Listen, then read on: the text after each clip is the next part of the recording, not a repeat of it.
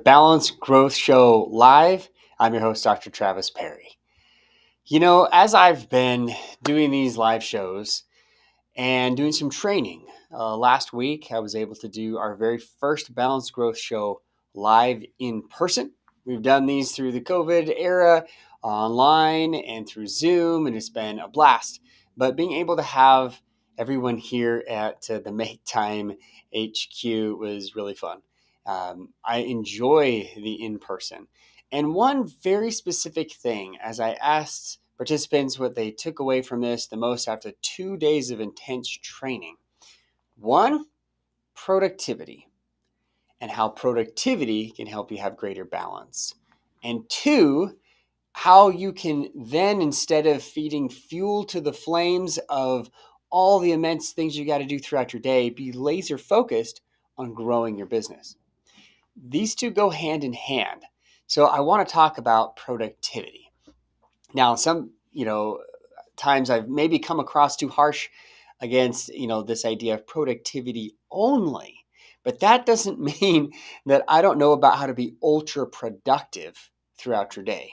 In fact, this is what got me from becoming a do-it-all financial advisor to eventually becoming more productive.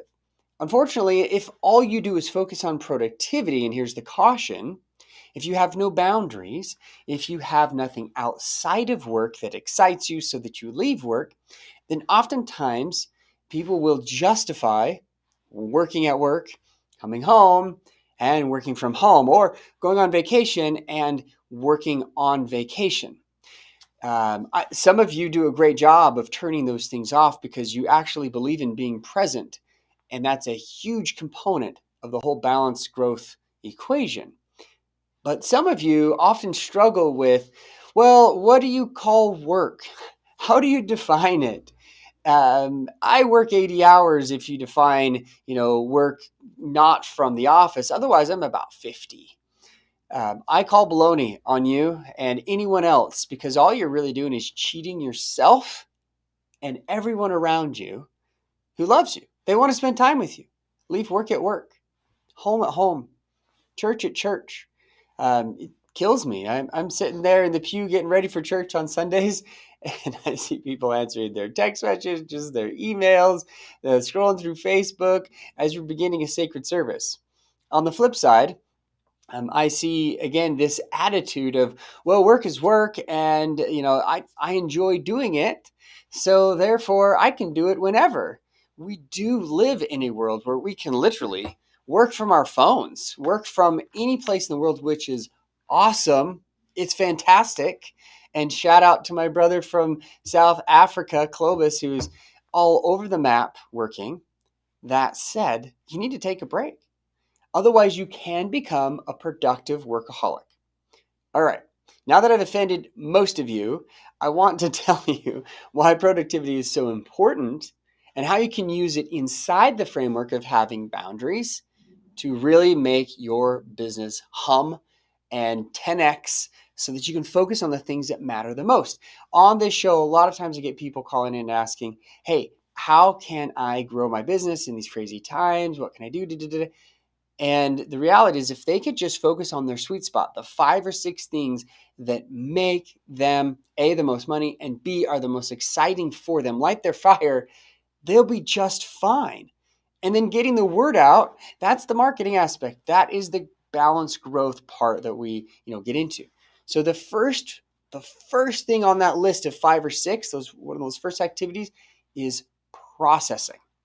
This one tip will make you more productive, more incredibly just on the ball with what you need to do, laser focused every day. The real issue is most people are multitasking throughout the day. And they're only spending 20 to 25% of their workday actually doing the things that move the business forward. If they were to quit multitasking around and writing an email while doing a phone call or texting while they're on, in an appointment, if they could just focus their minds and be present, a lot of this would be solved. But let's look at who we're dealing with. I know we all have a little bit of ADD and ADHD. In fact, the guy that taught me this said that the doctor kind of threw the book at him and said, "You have the worst case of ADD I've ever mentioned." Dave Crenshaw, I love you. If you ever watch these, you're awesome. He's taught me a lot about productivity, which is part of the balance equation. But that said, I know that multitasking is, quite honestly, almost bred in us. In fact, most job interviews will have still in the resumes, can multitask really well. Now, you women out there, you typically can multitask better than men.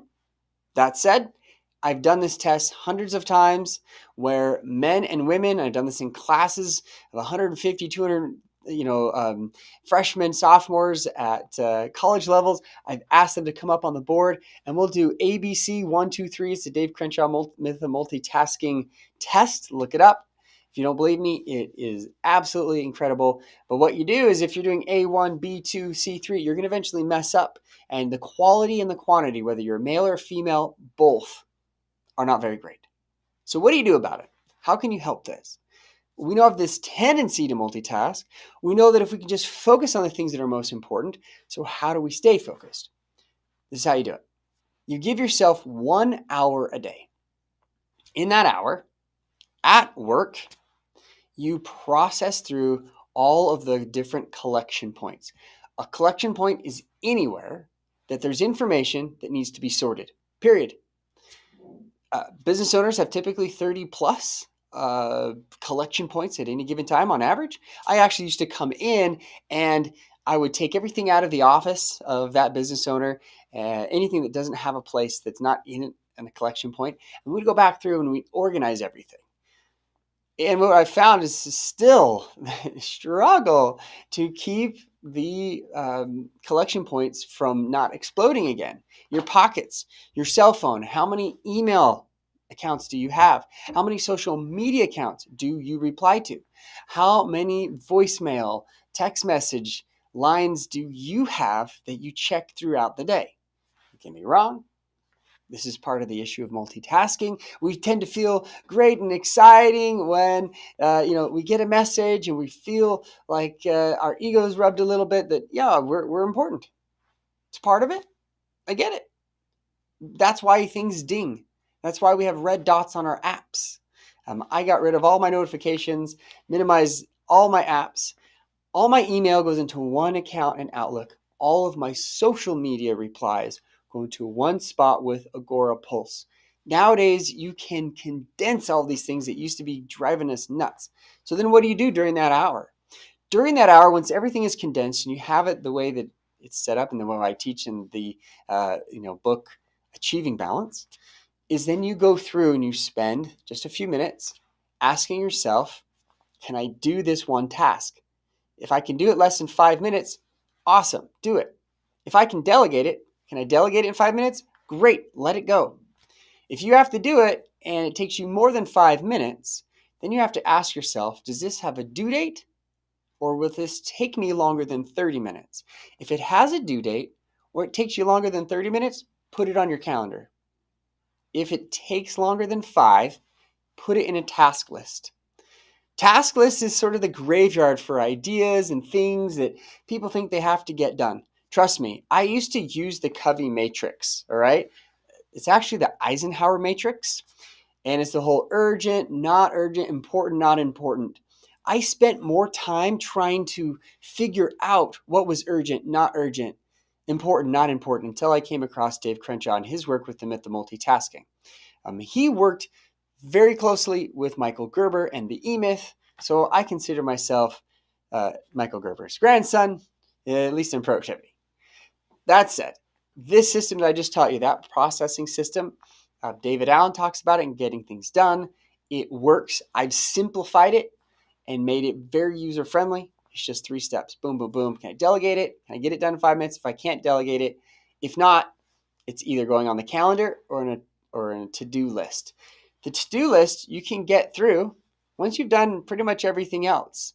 And that's an easy way to filter out what's not important and not urgent. Sometimes you go through that task list and you'll be like, oh, that was a great idea. I'm never going to do that again. oh, wow, that's a gem. I'm going to keep that one. And maybe I will latch onto that. The time or the season of life and business might be right. But don't throw them out. Keep them. Otherwise, your brain tends to keep all these great ideas. And the brain is not a collection point. The brain likes to put things in long-term memory and store them there. It doesn't have great short-term memory. We all think that, oh man, my memory's bad. No, it's just how the brain works. It's functioning that way because you've programmed it to remember the things that you really need to in times of need. Otherwise, the short-term things, they tend to cycle around and they cause more stress, and it makes you more full of anxiety. So don't do that. If you have thoughts, at least throw them in your task list. And when you clean that out, an hour a day, go through all your email, your voicemail, your text, your tasks as much as you can, really in that order, even social media, maybe at the top. Then you'll be able to spend the rest of your day not worrying about what's coming in mailboxes all over the place. Some people will check everything at the end of the day. Now, let me be clear about this. This doesn't mean you don't check your email throughout the day. I know some people are like, oh, I never check my email throughout the day. That's fine. But I'm not saying you don't have to. You can work from your email if you need to, but you shouldn't be in there reactively responding to every little thing throughout the day. You can process once a day if you have enough time, about an hour. Now, some of you, when you get started, you might have like 65,000 emails, as one of my clients did last week. So you're going to have to put some extra time in your calendar to get through all those emails. Don't just delete them or throw them into archive, because you're not going to learn your lesson. You really need to go through them. And you need to ask yourself those questions. And you'd be amazed. Sometimes you really miss the ball, or you drop the ball, you miss something big because you haven't done this processing step. Honestly, I've been doing this for 17, 18 years now, and it's phenomenal. I have literally double, tripled my productivity when I first started, and I just never look back. It's just continual time that keeps on giving. And I know this will keep you from multitasking, but more importantly, from being on task, those other 4, 5, 6 activities that you should be spending 80% of your time doing, do it. Stay focused. That alone will help you in your trajectory of 10xing your business. Obviously, the balanced growth, I talk about Inviteology and how to market yourself organically without ads to people who actually care about your message. You don't need to be an influencer to everyone. You need to be a specialist for your niche, which I get into in the Balanced Growth book. If you're interested, we are doing the Balanced Growth Challenge October 9th. I will drop a link. You can go to Make Time Institute /Balanced Growth Challenge. MakeTimeInstitute.com /Balanced Growth Challenge. I hope to see you all there. It's going to be fantastic. I'm going to go through productivity, balance, processing in detail, transformational systems, how to use Inviteology, and support systems to help you stay balanced while you 10x your business. It's fantastic opportunity for you to learn, grow.